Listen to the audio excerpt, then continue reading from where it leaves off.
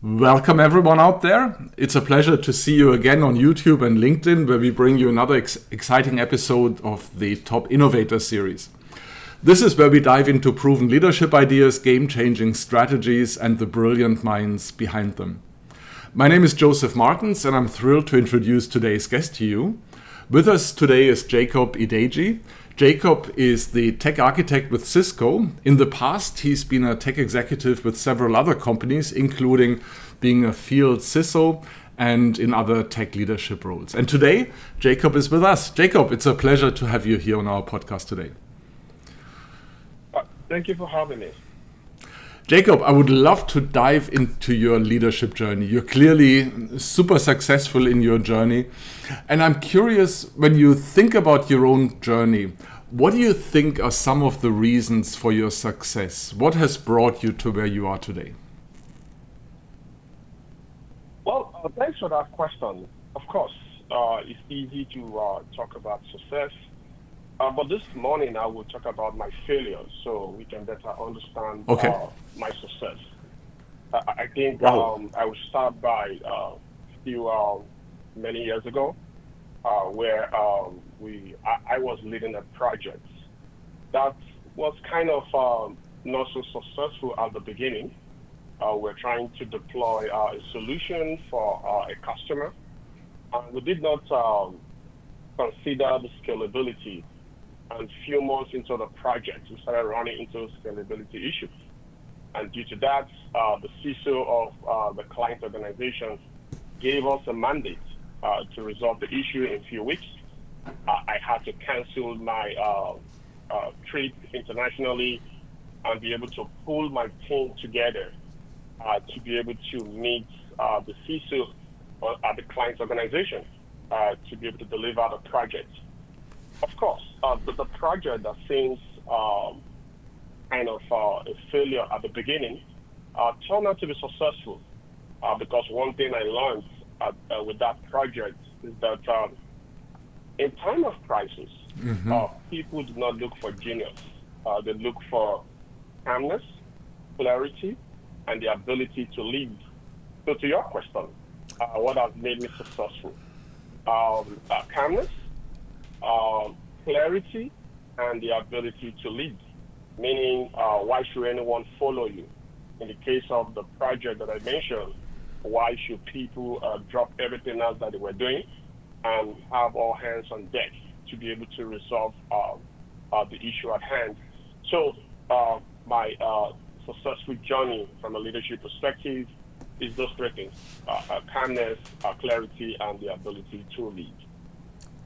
I really appreciate you starting with a reflection on failure, how to deal with failure. And I think you're spot on, right? We learn a lot from the failures that we have, and that really is maybe more important than the successes even. So I really appreciate you starting with that. Talk me through what happened in that situation in terms of your own processing of that. I mean, I love the reflection, and I would imagine it didn't quite feel like it in the moment. It probably felt more gut-wrenching initially. Talk me through that. What was that like, and how did you get that turnaround to happen? Yes, thank you. I think that's a very good question. Yes, at that time, of course, in retrospect now, I can see that as a success or being successful. But at that time, it was a gut-wrenching situation. Because the CISO at the client organization is a trusted partner for so many years. From my perspective, at that time, I felt like a failure because the organization had so much hope on my team, on me, in me, in this case.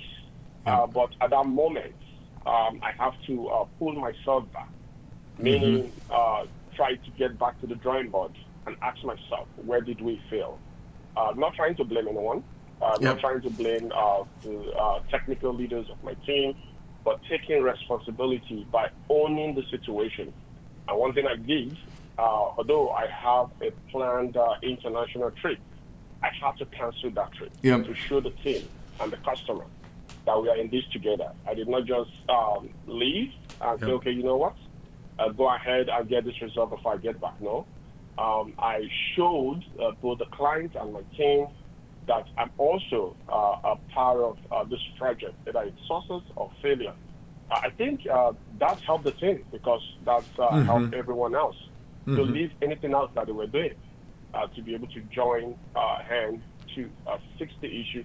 And at the end of the day, we all were successful by coming together.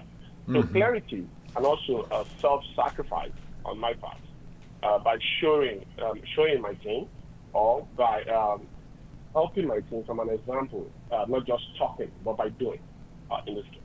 Yeah. You said something there that I think is really important. You took ownership of that situation. When something goes wrong, it's easy to look for fault somewhere else or to put blame somewhere else, right? Was it always clear to you that taking ownership is important in those situations, or is this something that you learned on your journey?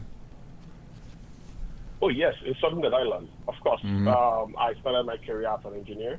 Of course, as an engineer, we focus on technical and also probably the know-how without the human side of things. And when you start getting into leadership, you now understand. No one engineer can create the next innovation by themselves. They need a team in this case. And as you climb the ladder in this case, you will learn that you need a team more than ever before. So yes, I had to learn this in as part of my career, in this case, in dealing with multiple projects, to know that you have to take ownership and you have to lead from not just from behind, but you have to show the team that you're leading by owning the situation, either good or bad. Yeah. Let's take another look at your leadership journey. I'm sure there were many people who gave you good advice, who were there as trusted resources, as people at your side. Tell me a bit about the advice that you received on your journey. What was some important advice that really stuck with you, that you felt this is a golden nugget that someone shared with me and it really helped you a lot? Yeah, mentors. I have few mentors based on the area that I seek help on. I have a mentor that has been very, very gracious to me, who helped me, especially from the technical perspective. It helped me to learn how to lead people, not just based on, of course, we need to produce results, but not just based on a result only, but the totality of human. In this case, it helped me to understand the human side to technology or to leadership, because at the end of the day, as a leader, you want to ask yourself, why should anyone follow you? So every day I ask myself, why should anyone follow me? In this case, and for me to be able to motivate or inspire people to follow me, I have to paint a journey or tell a story of a destination. And that destination, it should not be appealing to just myself, but also for those that I'm trying to lead. And that's one thing I learned from the mentor in this case, helping tell the story. Whenever I have a project or that I'm trying to get a team to accomplish, I tell a story, trying to ask everyone, what are we trying to achieve or what are we trying to accomplish by using a story, so the entire team can see the reason why this is important. And answering the question that my mentor always remind me to ask, why should anyone follow you as a leader? I think this is such a well-put question. Why should someone follow you as a leader? I really like this, right? We talk about leadership and the why question is often overlooked there. And you and I had a conversation before, and I really liked the way you phrased the question there in terms of why should someone follow me if I'm not the smartest person in the room and if money is not an incentive. I'm paraphrasing now. You may have said it slightly differently, Jacob. But tell me more about the answer. Tell me more about the storytelling or the ideas that go into that. How do you motivate someone in that situation? Yes. Motivating someone is a very unique, I think, skill and listening ability. Of course, our previous conversation in the domain of technology or innovation, you'll be privileged or be lucky to work with high value consultants or very smart people. And I've been privileged to be able to lead very smart people that are way, way smarter than me from a brain power perspective. And also, these individuals are well-to-do. They've made names for themselves. They are well-known in their own career or domain. Money is not their primary driver in this case. So how do you make someone who's has achieved a lot in their personal career, money is not their primary driver, how do you make them do what you want them to do? I think that's the question that I've learned and I've tried to answer as part of my career from a technical leadership perspective or from a leadership perspective. And again, it goes back to telling that story, a shared vision, because those high-value consultants or high-value engineers, you cannot just persuade them because of money, because they might have money. Of course, we all need money, but money is not your primary driver. So with that, from my experience, I think having a shared vision that also align with their own personal goals and objectives has been very powerful to use when interacting or leading those high value individuals or high value consultants. Yep. Let's shift and look at the present for a moment. We've talked about past experiences in your leadership journey. I'd like to take a look at today. And again, look at leadership. So this is not about positions, companies, or anything like that. When you look at where you are today, what is something that you're working on as a leader to develop your leadership skills? What's a focus area where you feel like if I crack that, or if I advance myself there, if I grow there, it'll unlock something, it'll open new doors, or it makes other things possible? What's a focus area for you at the moment, Jacob? Thank you. I think I want to probably highlight something that you just mentioned, not about title or position. I think from that perspective, when you start looking at leader or leadership, from that perspective, you think about it differently. And the way you think about it is that how do you help people to get to that destination that they themselves want to get to, or they don't even know that exists? How do you get them there? How do you paint that picture for them to get there?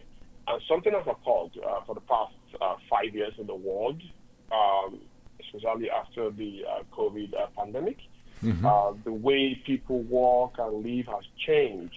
So from leading people, you must see what they are trying to do. In this case, you must see what motivates them. And the only way that you can see that is to be an active listener, not just listening, but active listener. That's one. Then two, you must be a leader that is what I call pattern recognizer. In other words, you must be able to identify the change that are happening around you, and also in the global stage. So you can see what motivates each and everyone that is under your care or under your leadership, in this case. So those are the things that I continue to work on because I interact with people from various backgrounds, various experience, and having that understanding that, hey, what motivates these individuals might be different. Trying to learn about those motivations by people listening. It's something that I've seen or I've experienced myself. I've been very helpful and been able to contribute to other people's lives. Yep. And listening to someone's motivation, I think that's so key, right? Once we really understand what the motivator is for someone, it's the possibility to unlock real energy in the other person. If we get there and we don't abuse it, of course, right? We don't use it against that person. But that's it. Let's look into the future. Let's play crystal balling for a moment here. And I know we don't have a perfect crystal ball. I know many things can happen. It's a foggy crystal ball.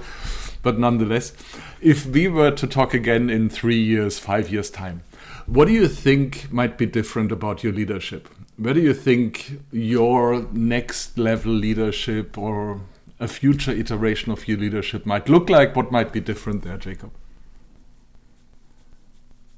Well, for me, there's one particular, of course, there are various types of leadership. And there is one that is very important to me, which is the servant leadership model.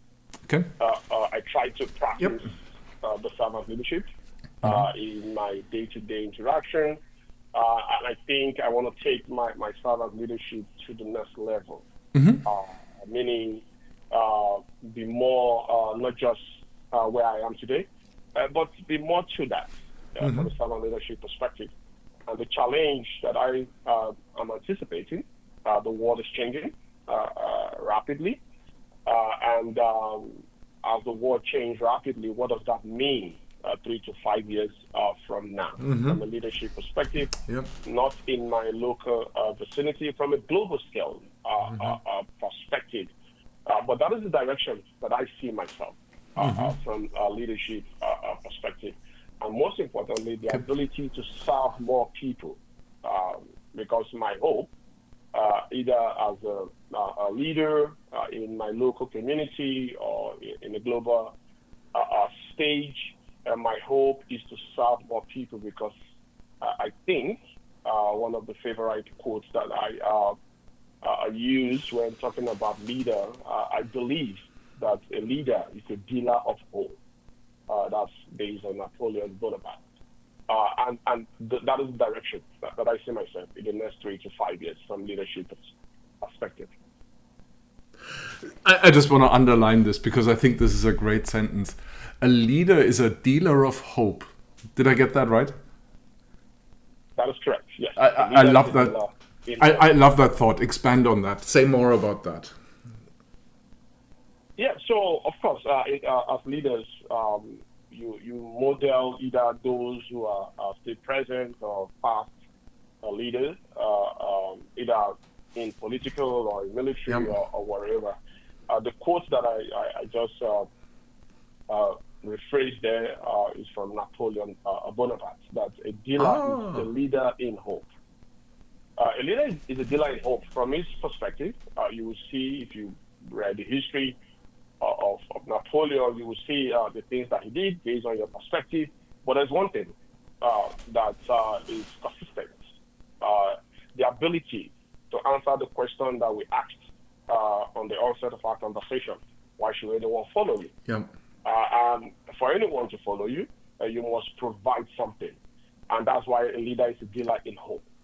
You must be able to inspire others. You must be able to get others to a destination that they never even imagined existed in the first place. And that is how I see leadership. And that is where I'm trying to get to for my next phase of leadership from a leader perspective. That is such a beautiful thought, Jacob. I just love that. I've never heard it put like that, and I just really, really like the framing of that. That's nice. Yeah. When you look at, let me ask one more question and then we'll wrap it up, Jacob. When you look at peers, when you look at other tech leaders, what advice would you give them for their leadership? What's something that you think as common advice to others might resonate with many other tech leaders, might help many other tech leaders? Yes, from tech leadership perspective, is unique. Today there is a popular phrase in the tech world, move fast and break things, and innovate and move very fast. Of course, due to the pace of innovation and change, companies need to move fast, very fast. But at the same time, there should be a balance in this case. You can move fast if you and break things if you have unlimited resources. Of course, no one has unlimited resources. So where do you strike that balance of moving fast, but also pause where necessary sometimes? Because sometimes the best ideas or the best innovation do not happen in a whiteboarding session or in some Tiger team, or Tiger room, or Tiger team meetings. In this case, but it does happen by engineers trying to solve a problem, or by sales representative trying to solve customers' problem. So my suggestions, suggestion in this case for tech leaders is to be able to strike that balance as we move in a pace that haven't seen before in the world. How do we ensure that we are seeing all the variables so we can make the right decision at the right time for the long run, not just decisions that are just short-sighted, but at the same time that are very long-term perspective. So that is my suggestion for myself and for any tech leader out there, to balance the pace of things with clarity, with both short and long-term objectives in mind. Got it. Jacob, thank you so much. This was an awesome conversation. It'll stay with me a long time. This clear focus on why should anyone follow you or me as a leader. Really like that. And almost the answer to it is in being a dealer of hope. Really enjoyed that. That'll stick with me for a long time, Jacob. Thank you, sir. Jacob, it was a pleasure having you here. And for everyone else out there, make sure to like, subscribe, and visit us again for our next episode of the Top Innovator Series. And until then, keep your brain cells active.